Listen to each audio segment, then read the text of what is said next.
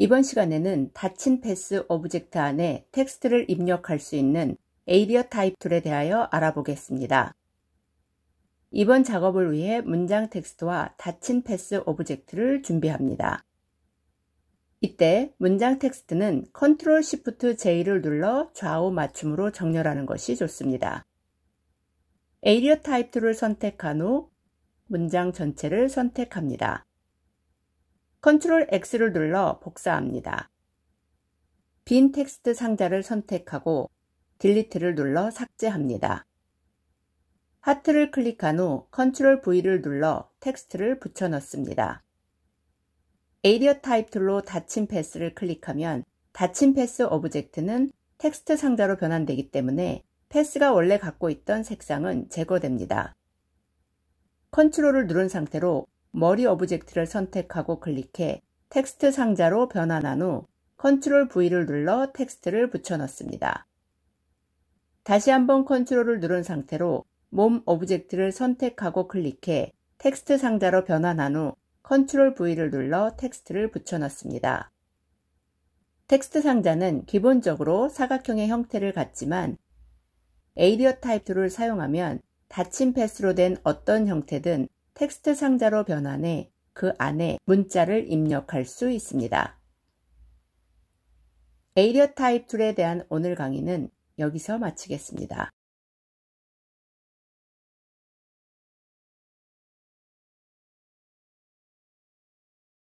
이번 시간에는 패스 위에 글자를 입력할 수 있는 타입 오너 패스 툴에 대하여 알아보겠습니다. 타입 오너 패스 툴을 선택한 후 닫힌 패스 또는 열린 패스를 클릭하면 패스를 따라 글자를 입력할 수 있습니다. 타입 오너 패스 툴을 사용하여 입력한 텍스트를 선택하면 시작 지점, 중간 지점, 끝 지점을 의미하는 아이콘이 표시됩니다. 각각의 지점 아이콘에 마우스를 오버하여 지금 보시는 것과 같은 지점 조절 아이콘이 표시되면 해당 지점을 조절할 수 있습니다. 시작 지점 아이콘을 좌우로 이동하면 글자를 전진 또는 후진할 수 있습니다. 중간 지점 아이콘인 얇은 막대를 앞뒤로 이동하면 글자를 전진 또는 후진할 수 있으며 아래로 드래그하면 글자를 아래로 뒤집을 수 있고 위로 드래그하면 위로 이동할 수 있습니다. 끝 지점 아이콘을 좌우로 이동하면 아이콘의 위치를 전진 또는 후진할 수 있으며 텍스트 길이보다 짧게 이동하면 텍스트 넘침을 의미하는 빨간색 플러스 아이콘이 나타납니다. 그럴 경우 끝 지점 아이콘을 텍스트 끝으로부터 여유 있게 간격을 유지하도록 이동하면 빨간색 더하기 아이콘이 사라집니다.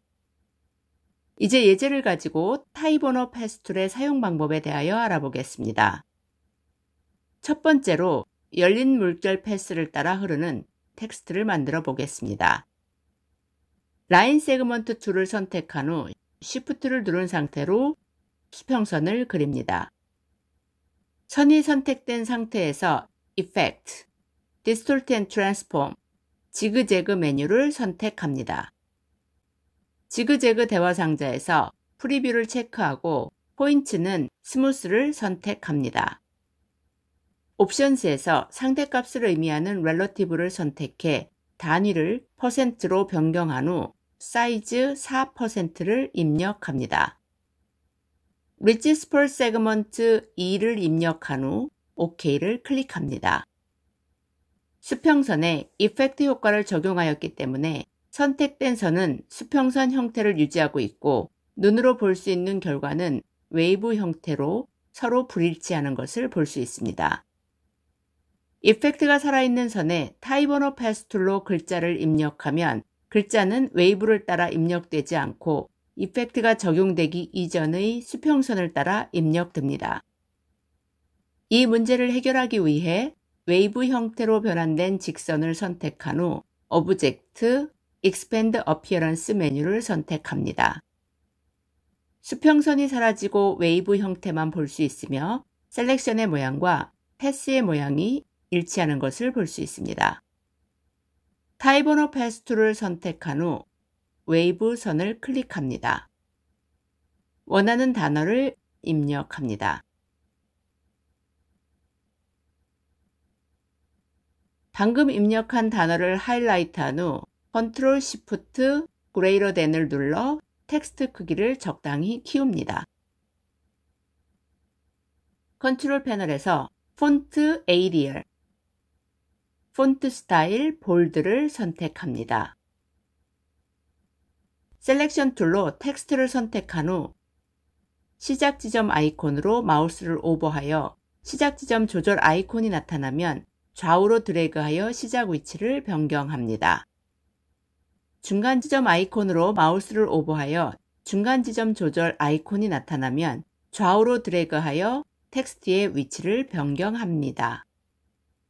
이번에는 중간 지점 아이콘을 아래로 드래그하여 텍스트를 뒤집어 줍니다. 다시 중간 지점 아이콘을 위로 드래그하여 텍스트를 위로 이동합니다. 끝지점 아이콘으로 마우스를 오버하여 끝지점 조절 아이콘이 나타나면 좌우로 드래그하여 끝 위치를 변경합니다. 끝 위치가 텍스트 길이보다 짧으면 빨간색 더하기 상자가 표시되는 것을 볼 수 있습니다. 다시 끝지점 아이콘을 글자 길이보다 길게 드래그하여 빨간색 오버텍스트 아이콘을 제거합니다. 다이렉트 셀렉션 툴을 선택한 후 글자가 입력된 웨이브 패스의 앵커 포인트를 조절하면 바뀐 패스의 모양을 따라 글자가 다시 나열됩니다. 이번에는 닫힌 패스 오브젝트를 따라 흐르는 텍스트를 만들어 보겠습니다. 타입 언어 패스 툴을 선택한 후 텍스트 전체를 하이라이트 합니다. 컨트롤 X를 눌러 끊어서 복사합니다. 컨트롤을 누른 상태로 빈 텍스트 상자를 선택한 후 딜리트를 눌러 삭제합니다. 빨간색 큰 하트를 클릭한 후 컨트롤 V를 눌러 텍스트를 붙여 넣습니다. 컨트롤을 누른 상태로 아트보드를 클릭해 셀렉션을 해제합니다. 닫힌 패스 형태를 따라 텍스트가 입력된 것을 볼 수 있습니다. 이번에는 타입 언어 패스 툴을 사용하여 둥근 형태의 로고를 만들어 보겠습니다. 필 색상 아이콘을 클릭하고 스와치스 패널에서 하늘색을 선택합니다. 엘립스 툴을 선택한 후 아트보드를 클릭합니다. 엘립스 대화 상자에서 위드 17cm, 하이트 17cm를 각각 입력한 후 OK를 클릭합니다.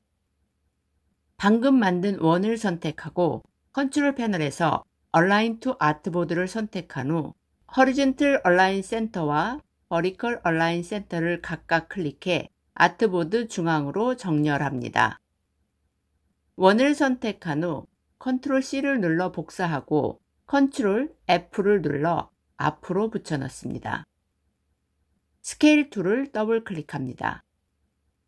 스케일 대화 상자에서 유니폼 57%를 입력한 후 스케일 스트로크스 앤 이펙트의 체크를 해제하고 OK를 클릭합니다. 스와치스 패널에서 아무 색상이나 선택합니다. V를 눌러 셀렉션 툴을 선택한 후 두 개의 원을 함께 선택합니다. 오른쪽 마우스를 눌러 Make Compound Pass를 선택해 겹친 부분에 구멍을 뚫어줍니다. Ctrl F를 눌러 원을 앞으로 붙여 넣습니다. Shift X를 눌러 필 색상을 스트로크 색상으로 교체합니다. 스트로크 아이콘을 클릭한 후 스와치스 패널에서 50% 회색을 선택합니다. 스트로크 패널에서 웨이트 5포인트를 선택합니다. Alt Shift를 누른 상태에서 바운딩 박스 코너를 드래그하여 조금 더 크게 만듭니다.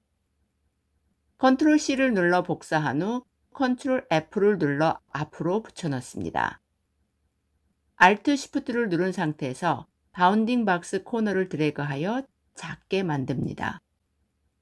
글자를 입력할 첫 번째 원을 만들기 위해 다시 Ctrl F를 눌러 앞으로 붙여 넣습니다.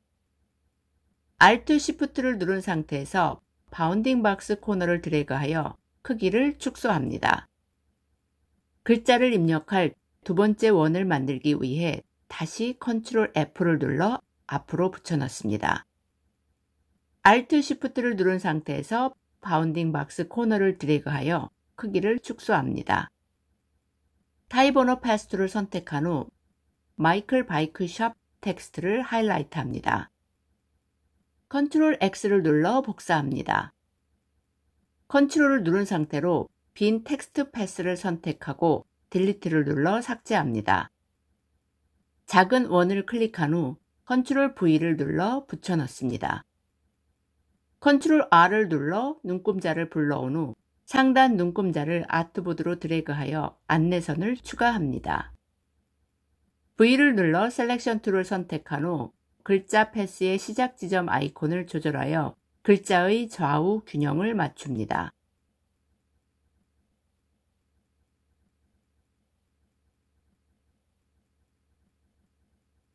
타입 언어 패스트를 선택한 후 Since 2019 텍스트를 하이라이트합니다. Ctrl X를 눌러 복사합니다. Ctrl을 누른 상태로 빈 텍스트 패스를 선택하고 딜리트를 눌러 삭제합니다. 큰 원을 클릭한 후 Ctrl V를 눌러 붙여넣습니다. 셀렉션 툴을 선택한 후 글자 패스의 중간 지점 아이콘을 드래그하여 글자를 뒤집어 줍니다. Alt Shift를 누른 상태로 바운딩 박스 코너를 드래그하여 원의 크기를 조절합니다. 상단 눈금자를 아트보드로 드래그하여 안내선을 추가합니다. 중간 지점 아이콘을 좌우로 드래그하여 글자의 균형을 맞춥니다. 엘립스 툴을 선택합니다. Alt Shift를 누른 상태로 작은 원을 그립니다. Alt Shift를 누른 상태로 오른쪽으로 드래그하여 복사합니다. Ctrl R을 눌러 눈금자를 숨깁니다. 지금까지 보신 것처럼 타입 언어 패스트를 사용하면 열린 패스 또는 닫힌 패스를 따라 흐르는 글자를 입력할 수 있어 효율적입니다. 특히 타입 언어 패스트는 둥근 형태의 로고를 만들 때 매우 유용합니다. 타입 언어 패스트에 대한 오늘 강의는 여기서 마치겠습니다.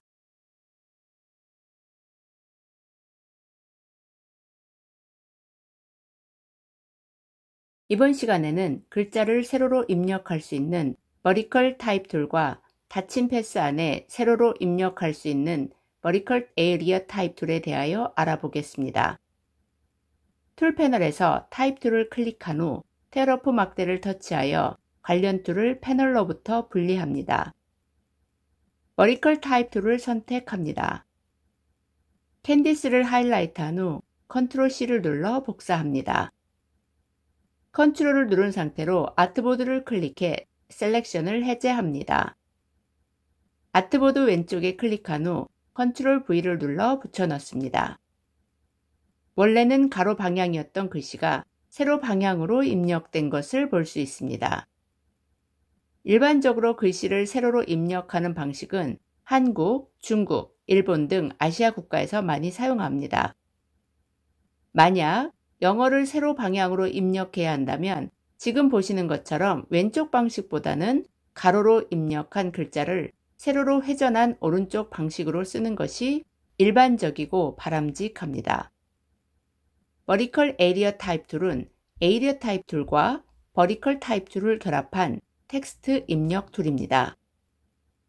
다시 말씀드리면 버티컬 에리어 타입 툴을 사용하면 닫힌 패스 형태 안에 세로로 글씨를 입력할 수 있습니다. 버티컬 에리어 타입 툴을 선택합니다. Ctrl A를 눌러 문장 텍스트 전체를 하이라이트한 후 Ctrl C를 눌러 복사합니다. Ctrl을 누른 상태에서 아트보드를 클릭해 셀렉션을 해제합니다. 흰색 박스를 클릭한 후 Ctrl V를 눌러 붙여넣습니다. 원래는 가로 방향이었던 문장이 세로 방향으로 입력된 것을 볼 수 있습니다. 페이스트 보드에 있는 텍스트를 선택한 후 딜리트를 눌러 삭제합니다.